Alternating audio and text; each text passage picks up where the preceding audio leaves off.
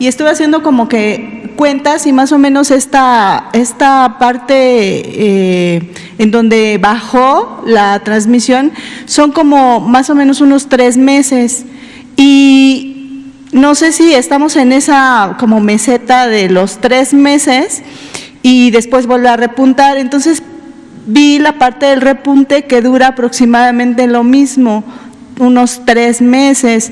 Mi pregunta es, ¿es una observación que pudiera darles un patrón de comportamiento de la epidemia, bueno, de la pandemia en el mundo?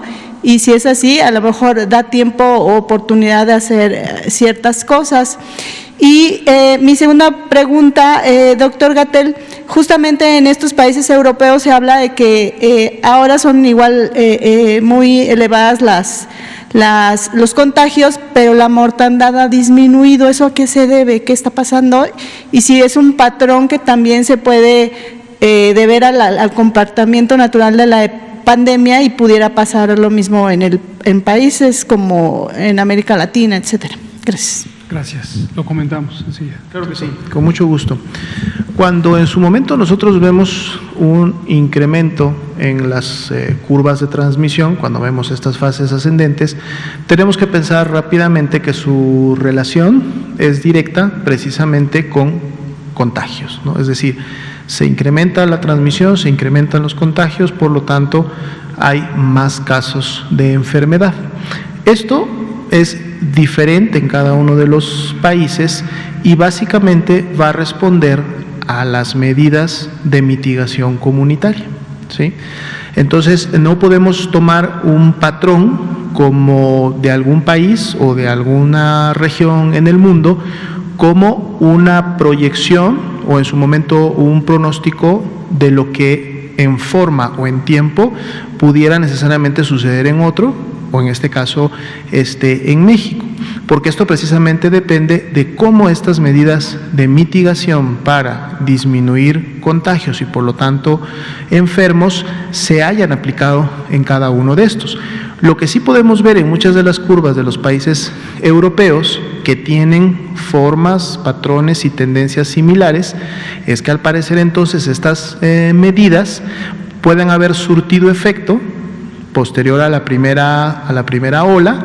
Vemos un control que en su momento llega a ser muy basal, prácticamente similar al que existía antes de la primera ola de transmisión, y muchos de estos países sí coinciden en fechas de incremento y posterior disparo, digamos, de estos contagios, ¿verdad? Sin embargo, reitero, el comportamiento en México está basado y el resultado de este comportamiento ha sido precisamente por las medidas de mitigación que en su momento se implementaron y se continúan implementando a través del semáforo de riesgo COVID. Que en su momento reinicie un rebrote o un incremento de casos depende precisamente de qué tanto se continúen acatando, implementando estas medidas o hasta dónde en las diferentes subregiones del país, en este caso entidades federativas, esto no se lleve a cabo y entonces empecemos a tener estos comportamientos, teniendo siempre presente que la forma y el comportamiento de la curva nacional depende precisamente de estos movimientos entre cada una de las entidades federativas. Por eso siempre reiteramos el llamado a la población de mantener las medidas que hasta el momento se han implementado, poner en práctica estos hábitos de prevención que también se han comentado, porque mientras continuemos haciéndolos día con día, podremos estar realmente contribuyendo a una disminución y no más bien a un rebrote. Respecto a la otra observación, Liliana, le agradezco ese comentario y seguramente puede ser motivo de varias conversaciones al respecto. Trataré de sintetizarlo. Hay varios factores que determinan que se presente una epidemia y que se documente la epidemia. Y aquí hay un fenómeno técnico que se llama sesgo de vigilancia. Sesgo de vigilancia. Sesgo de vigilancia quiere decir donde se busca se encuentra. pero no necesariamente lo que se encuentra tiene el mismo significado en términos de su importancia. Si buscamos más y más y más y más y más casos, vamos a encontrar más y más y más y más casos en México y en el mundo entero. Esto lo hemos dicho incansablemente, y no solo para COVID-19, para la influenza, para el dengue, para cualquier enfermedad. Hace un momento dije, la tercera parte de la población mundial y de cada uno de los países se infecta de influenza. Y en ningún país se documenta que la tercera parte de la población sean casos de enfermedad. Esto lo digo porque también en México ha sido repetidamente distorsionada la noción de que no se tienen las cifras reales, ni en México ni en el mundo. El propósito de la vigilancia no es documentar todos los casos, y hemos hablado del concepto de fenómeno inconmensurable, fenómeno que no se puede medir de manera directa. Y hace muchos meses hablábamos de un concepto que es un error metodológico suponer que solo lo que se ve existe, y al revés, que lo que no se ve no existe. Entonces, ¿qué está pasando en Europa?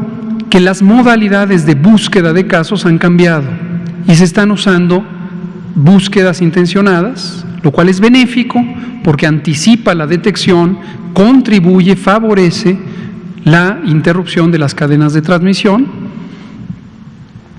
pero también se encuentran casos cuyo significado médico, significado clínico, significado de enfermedad es relativamente leve, moderado.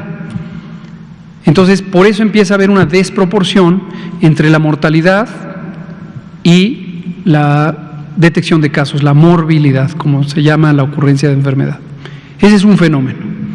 El otro fenómeno, todos pueden estar participando, es que después de la primera ola hubo arreglos, hubo preparación para lograr una mayor acercamiento de las personas enfermas a los servicios de salud.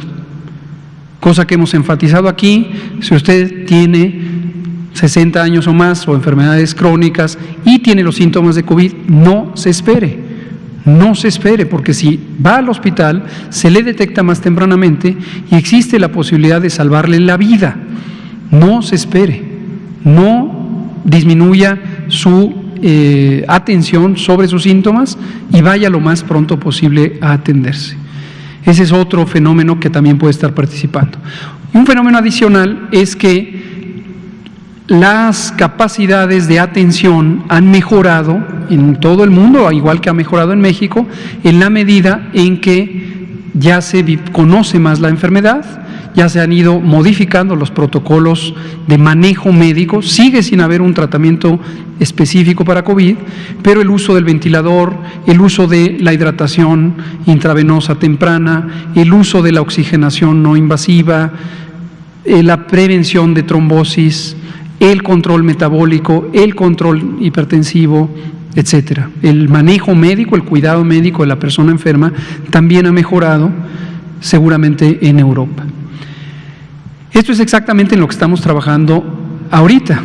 Desde hace cerca de un mes y medio, un mes más o menos, publicamos la guía de continuidad de la atención médica en el contexto de COVID-19, y hoy precisamente tuvimos una sesión de la Comisión de Salud Pública del Consejo Nacional de Salud, en preparación también a la sesión plenaria del Consejo el próximo miércoles 21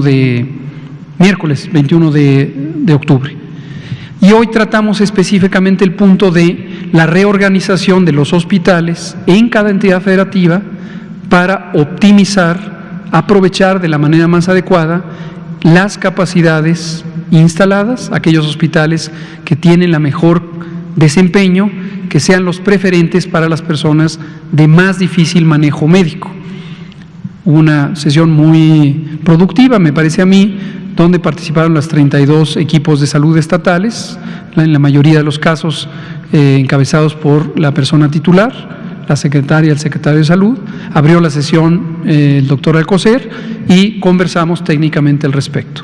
Entonces, eso es lo que queremos para reducir aún más la mortalidad en México insistimos, logrando que las personas lleguen más tempranamente y segundo, que el manejo médico sea el óptimo en esto. Esto lo había mencionado el presidente hace un par de semanas, por ahí salieron unas noticias que decían, le van a copiar a la Ciudad de México lo que está haciendo. No, no se le va a copiar a nadie.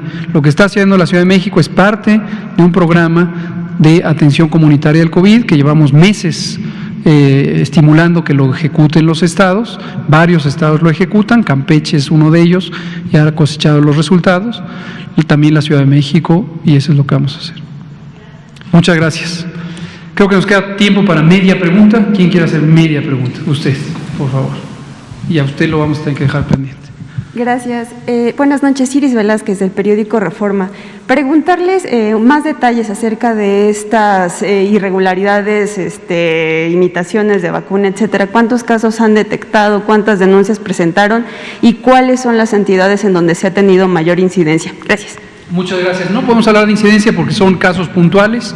Hemos detectado al menos 6 y la manera en que se manifiestan, como dije, va desde encontramos una cotización, alguien nos hace llegar una cotización que le hace una entidad privada a otra entidad privada y le dice, te puedo vender tantas dosis de Vaxigrip en este precio. Esa es una modalidad. Otra modalidad, encontramos un anuncio muy bien diseñado que dice, se administra la vacuna de influenza. Como sabemos que no hay todavía vacuna para el sector privado, por las razones que expliqué, y en otros casos porque hay la identidad de la vacuna, Vaxigrip no se vende, entonces podemos saber que se trata de una vacuna robada. Entonces son casos puntuales, las denuncias son varias, cada entidad cuando la detecta la hace, tanto en el Estado como nosotros a nivel federal. Ahora también la empresa Sanofi hizo la denuncia.